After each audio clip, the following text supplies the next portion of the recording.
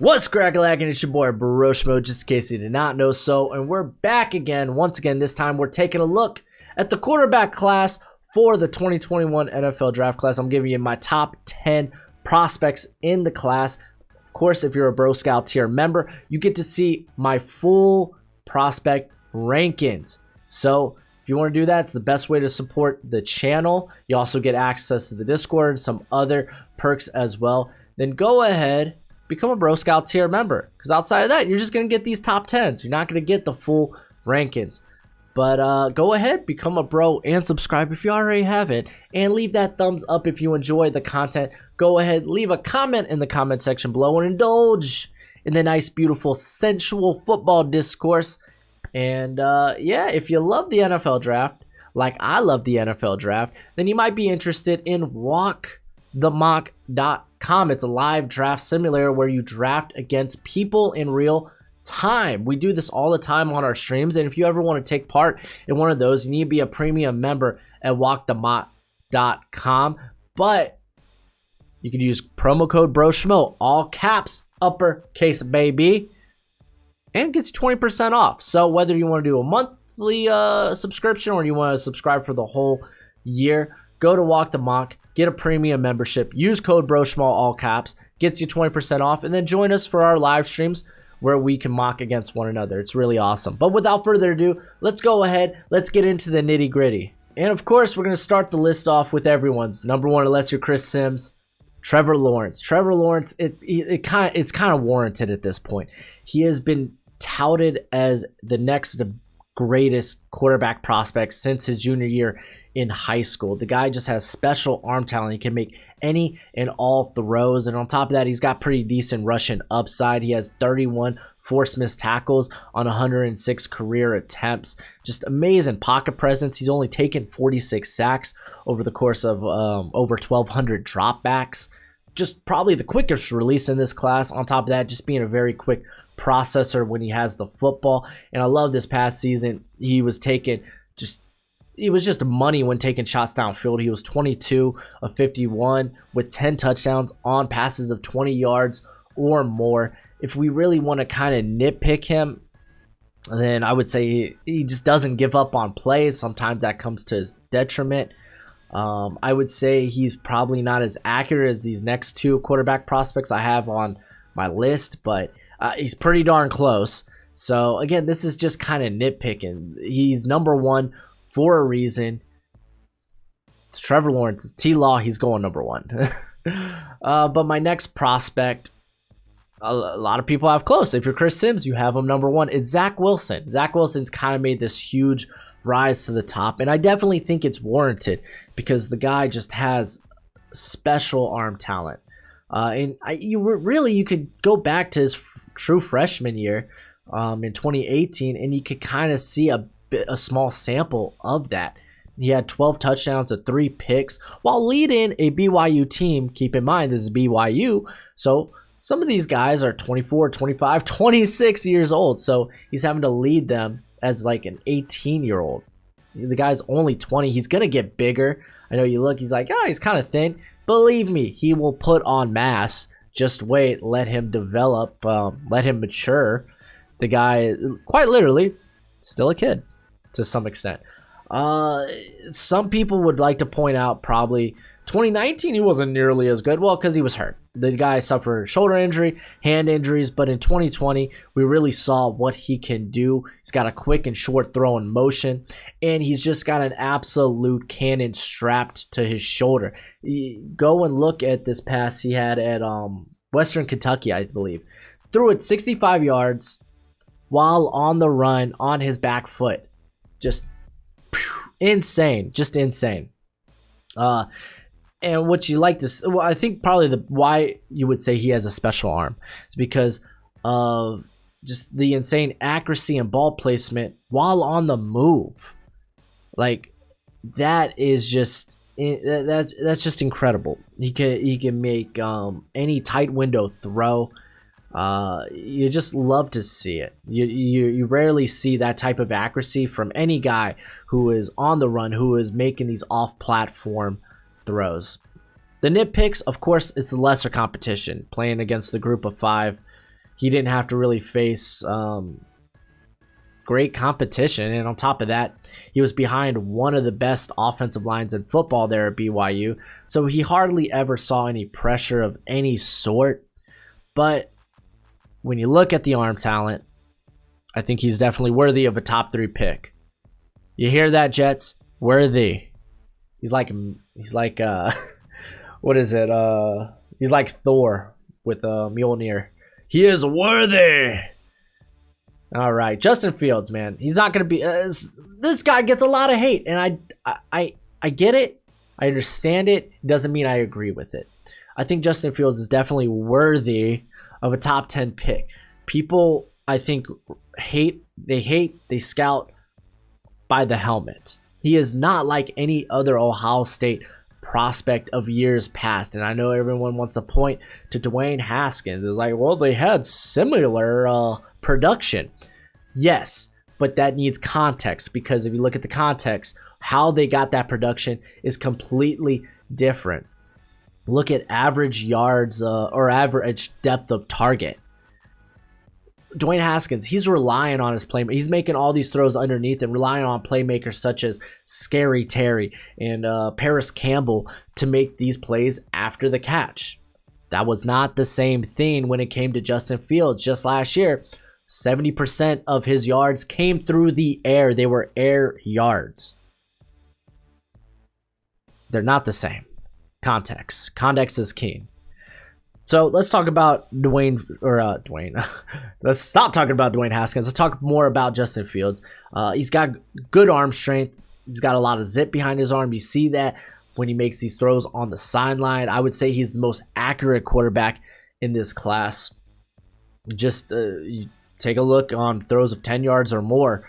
No one touches him in terms of adjusted completion percentage. Very dynamic as a runner. You love the athletic ability. However, that accuracy, at least last season, it did kind of fall off a cliff when making throws on the run, which it's like, I love his athletic ability, but I don't like that his accuracy falls when he's on the move, when he's on the run. But it is a bit concerning. And again, a lot of things in 2020 didn't go Justin Fields' way. This past year really just kind of hurt his stock. He didn't look good in matchups against Northwestern and Indiana, which low-key, those secondaries there are actually pretty solid. There's some solid NFL talent going into this year's draft and maybe even next year's draft there for both those squads. But what if you want to, again, context is kind of keen here. Why did things go so bad? Well, like, constantly he was very conservative with the ball, and he held on to the ball for too long. He kind of stuck to his first read quite often. He would lock onto that for a bit too long, and it kind of resulted into some questionable decision making. And when you're kind of locked onto that read for so long, you kind of question, okay, is he going through his progressions? Is he slow as a processor? Based on the 2019 tape, I don't think that's necessarily the case. I think 2020 was just kind of a bad year. It was a bad year for us all. Can we give Fields the benefit of the doubt? But I think those concerns are warranted. But in terms of the arm talent, the accuracy, what he brings to the table athletically, I think he still warrants a top 10 pick. Keep in mind, yes, under pressure, he wasn't that great this year. He was considerably worse. But it doesn't match what he was like in 2019 when under pressure. So I still like Fields. I think Fields is a phenomenal talent. And then Trey Lance, he's a top 10 pick in my book simply because of upside. The guy's got a cannon and then some for an arm. Literally probably the strongest arm in this class. You love the athleticism. If you go back to his 2019 tape, his only year as a full starter, he has very few poor decisions on the film, but also he only averaged like 18 attempts per game in 2019. That's just not how North Dakota State ran their offense. But despite the few attempts, He had an average depth of target of 11.5. He was constantly looking to make plays downfield, and I like that. I like these guys. I like to make them big-time throws and those big-time plays. However, in terms of like accuracy, I think his accuracy is fine. He does throw in the vicinity of guys.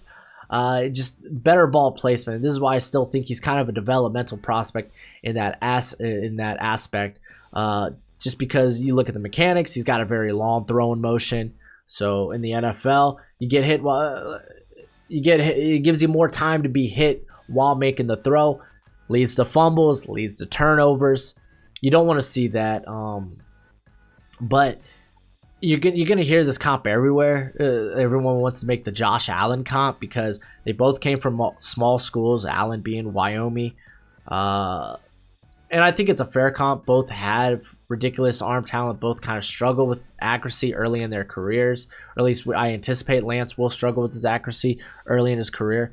But that's why I say, man, a team that can draft him and sit him on the bench for a season, I think is great. Everyone is very down on him after his showcase game against Central Arkansas, where he didn't look great as a passer.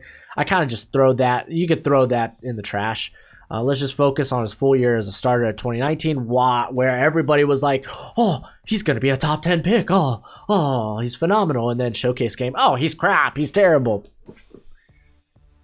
Be consistent in your logic, you know? But I like Lance. I think he would benefit from sitting for a season. Even if you start him right away, a lot of the stuff's going to have to be schemed around him. You won't open the playbook too much when it comes to him as being a starter year one. So, yeah, regardless, the upside. He's purely a top 10 pick because the upside's ridiculous. And then everybody's favorite prospect here at 5, it's Mac Jones. Some people are exceptionally high on him. Some people are like, I don't see it. For those people that think he's a top 10 talent, I would disagree. I have a first-round grade on him. I think he's more around that 20 area. A lot of people, I think, would use the example, but you would say guys like Tua or Joe Burrow are worthy of a top 5 pick. And yes, I would stand my ground on that. And let me explain why. When it comes to Tua being, why would I consider Tua a better prospect? Simply because Tua, being younger, was the starter over Mac Jones. He won that job outright. I know Mac Jones had the better production, but again, they opted for Tua to be the starter over Jones. I think Tua does have a slightly stronger arm and the athletic ability, as we'll get to in a second. Like Mac Jones' athletic ability, it's kind of below average. It is what it is. So that's why I would say Tua is a better prospect. And then in terms of Burrow, everyone makes a comparison because they have very similar arm talent in terms of just the middle and arm strength, but them as processors, their pinpoint accuracy, they're throwing with anticipation, like they're literally top notch at that, especially underneath. However, you gotta like, again, context is key. You look at the sample size, and when it comes to these tight window throws, Burrow was way more proven compared to Jones. Jones having only 44 tight window throws compared to Burrow's 124. So Burrow's a bit more proven in that aspect. Is that to say Jones can't do that? Absolutely not. We saw a bit of that at the Senior Bowl. It's just saying we haven't seen it. Doesn't mean he can't do it. So that's why I would say Burrow, again, being more proven in that regard, would be the better prospect. Now, let's talk about Mac Jones. Again, I said, great processor. He's phenomenal underneath. Like, no one was more accurate on throws of 10 yards or less than Mac Jones. And again, people will say, well, I mean, he was kind of a product of the system around him, the scheme, the talent around him. I don't think that's necessarily fair. You can say the same thing about Joe Burrow.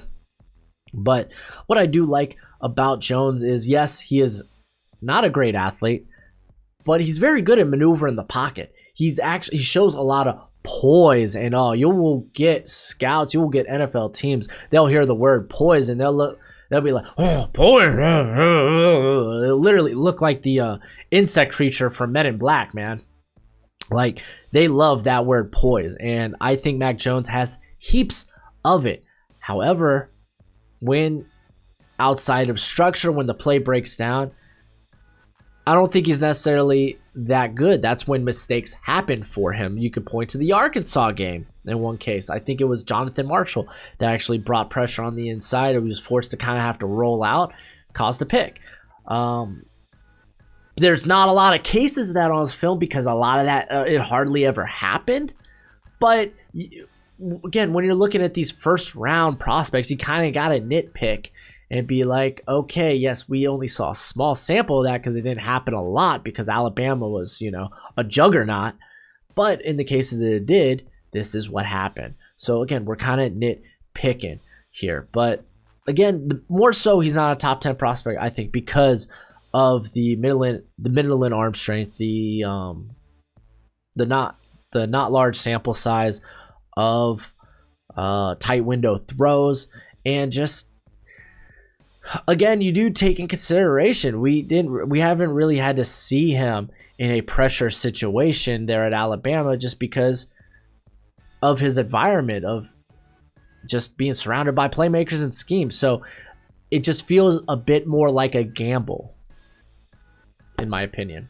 So let's get to these day 2 prospects because these first 5 I got first round grades on, and then we jump to 6 and I got a third round grade on it. You might think it's someone, but you might think it's Jamie Newman because I do love Jamie Newman, but I decided to put Davis Mills here ahead of Jamie Newman with a third round grade. He's a former 5-star recruit. He's got the NFL arm strength, and he throws with actually very good zip behind the ball. And this is what made me put Mills ahead of Newman. Was while Newman, extremely strong arm, extremely accurate on deep ball throws. However, the difference is Mills is accurate on all levels of the field. He shows that accuracy. You can't say the same thing about Newman. There's a reason why Mills was a 5-star prospect. He's got a very good delivery. He's kind of this ideal rhythm passer, these 3 to 5 step drop back guys that go through their progressions quickly, make reads, make their throws. That's when forced off that, when having to be forced out of structure there, things kind of get bad. And that's why you kind of I wouldn't warrant him anything higher than a third round pick, was just because his accuracy when on the move kind of falls off the wagon. It's just not good. You see a lot of poor decision making, but you could also attribute a lot of that to he's got only 10 games as a starter. He has less than 500 dropbacks. He's inexperienced. Of course it would look that way. So he's a guy that probably needs development. Typically with those first rounders, you want those guys to at least have the ability to start right away. I don't think Mills has that. I think he's a great developmental prospect though. I think he showed some pretty decent actually speed at his pro day, so he might have a little athletic ability. And again, you love the zip and the accuracy he puts on his throws through all levels of the field. So that's why I have him here at 6. But right on his heels, I do have Jamie Newman. I'm a Jamie Newman mark. I'm willing to say this. I love Jamie Newman. Jamie Newman was phenomenal in 2019. He's in my opinion, he has the arm strength and the mobility to be a first rounder. Those are big upsides on his part. However, or at least let's talk more about the good, because his ball placement, people don't get how good it was. He on throws of 20 yards or more, he was 6 in catchable throws of that nature. He's extremely accurate and his ball placement's impeccable on those throws. However, a lot of those throws happened out on the sideline. This is where he struggles, is in the middle of the field, in between the hashes, even underneath a bit. He just wasn't good. Coming out of an RPO heavy scheme, there at Wake Forest. They run a lot of simplistic routes. He hadn't had to deal with a lot of complex route concepts there at Wake Forest. And that's why I was so excited about him to go to Georgia. I wanted to see that for him. And a lot of people, or some people would say, oh, he decided to opt out because he wasn't going to win the starting job. That's bullcrap. I haven't seen anything online that would suggest that he was going to win that job, not JT Daniels. Calm down. That's the mark in me coming out. Sorry. Just when it comes to the middle of the field, he's just not good. Like, I don't think he's good at, how would you say this? Manipulating defenders, kind of like with his eyes and with his head. He does have a nature of kind of like staring down his targets, and he just doesn't see safeties over the top. He doesn't see linebackers underneath.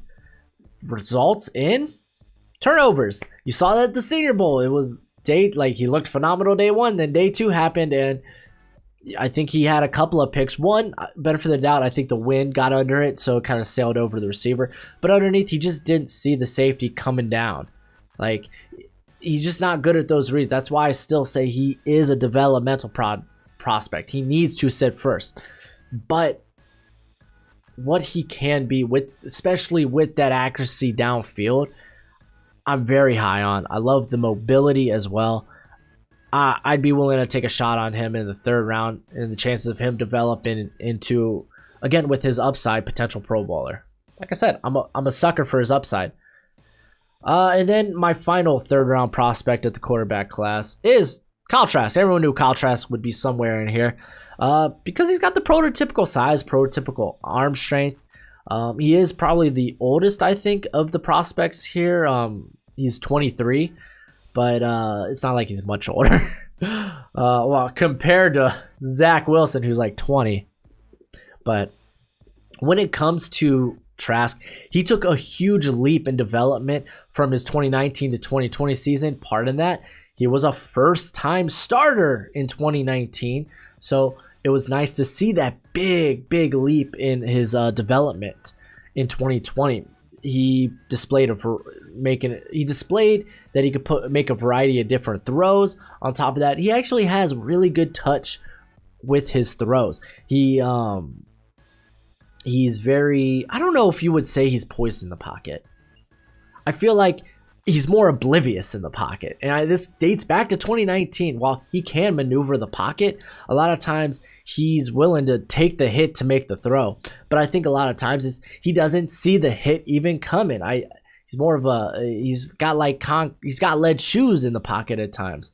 Doesn't have exactly plus athletic ability, but you know what? I like a guy that's willing to take a hit to make the throw, even if he doesn't know that hit's coming. A lot of people were talking about him as a first-round prospect, probably until the Oklahoma game, where he didn't have his stars, and he looked incredibly bad. He had like 3 picks in the first half. He just didn't look great. So everyone, I was hoping he'd come to the Senior Bowl and rebound hardcore. Didn't happen. He actually was hurt. He had an ankle injury, couldn't participate in the Senior Bowl. So when it comes to Kyle Trask, I feel safer about drafting him on day 2. While yes, prototypical arm strength, prototypical size, I wouldn't necessarily he has the special traits of guys like Jamie Newman, like Davis Mills. I don't think he has those special traits, special arm talent traits that those guys have. But I think he can develop into a quality starter someday down the road in the NFL. That's why I think third round, I'd be willing to take a shot on him. And then in my opinion, the quarterback class kind of falls off, not necessarily it falls off the cliff to a degree, because the next prospect I have coming off the board won't be till the 5th round. It's everyone's favorite prospect, Kellen Mond, man. Kellen Mond, people are exceptionally high on Kellen Mond. I've seen him as high as the 2nd, in some cases 1st round. I'm looking at you, Chris Sims. Is that to say that I think he's a terrible prospect? No, I don't think he's a bad prospect by any means. While I get why people like Kellen Mond, I'm willing to fall on my sword here. I'm willing for this to be the hill I die on. I'm willing to have egg on my face if Mond ends up being a quality starter in the NFL, but I don't think he's anything more than a high-end backup in the NFL. He has been a 4-year starter there at Texas A&M, and I don't think he has. I think he's the same prospect we've seen back in like 2017. I don't think nothing's changed. I feel like he's kind of plateaued. What you see is what you get. A lot of people were like, well, he was phenomenal at the Senior Bowl. Senior Bowl is designed to make quarterbacks look good. I think you just saw the climax, the peak, the pinnacle of what Kellen Mond can be. I don't think it gets much better than that. In terms of what he brings to the table, he comes from a pro-style offense there, playing under Jimbo Fisher, ran a lot of play action, a lot of NFL concepts, so that's a huge plus. He's very good on the move as well. Again, people are going to love the experience. Good arm strength. I would say he can't make any special throws though. If they at least I didn't see any when looking at his tape. If there are some there, then they're very few and far between.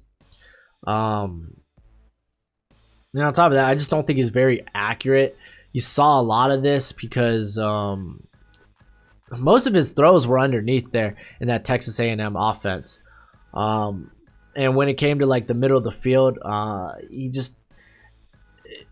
lot of them were off target, you know.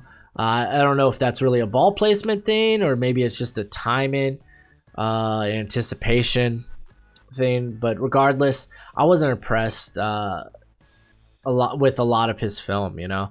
He doesn't take shots downfield. He only had, I think, 37 shots of 20 yards or more this past season, which actually was more than what he had in 2019, despite having way more attempts in 2019. So this is a guy who is captain check down, essentially.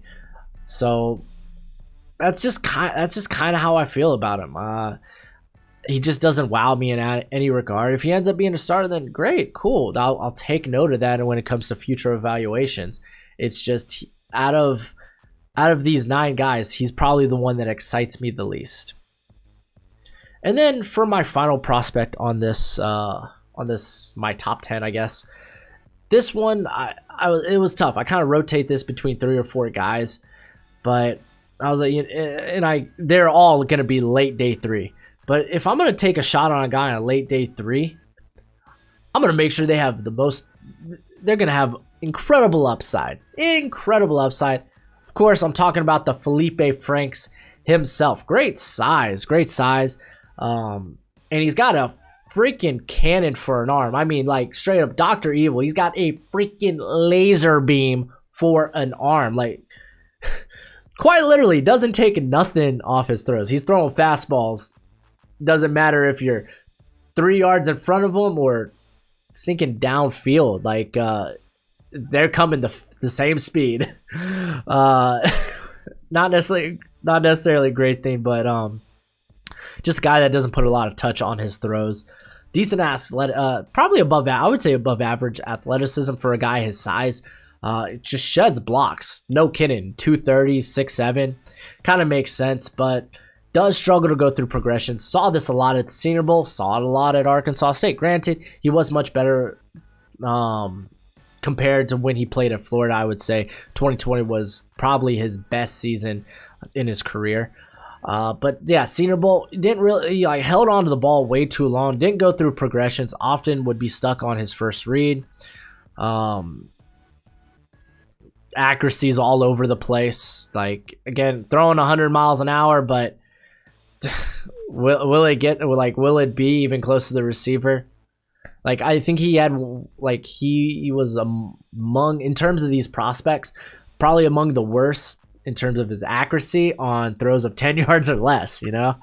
So, not exactly a great decision maker under pressure, but really who is? But I mean, that actually kind of sets you apart. That's kind of what makes you a highly regarded prospect. You just don't have that in Felipe Franks. You're really just drafting this guy based off just his size and his arm strength, his freaking laser beam for an arm. So, yeah, Felipe Franks, I'm cool with him here at 10. But, hey, stay with me if you are a Bro Scout tier member. We're about to go over the rest of my rankings. But for those that aren't, until next time, you be easy, my friends. Later.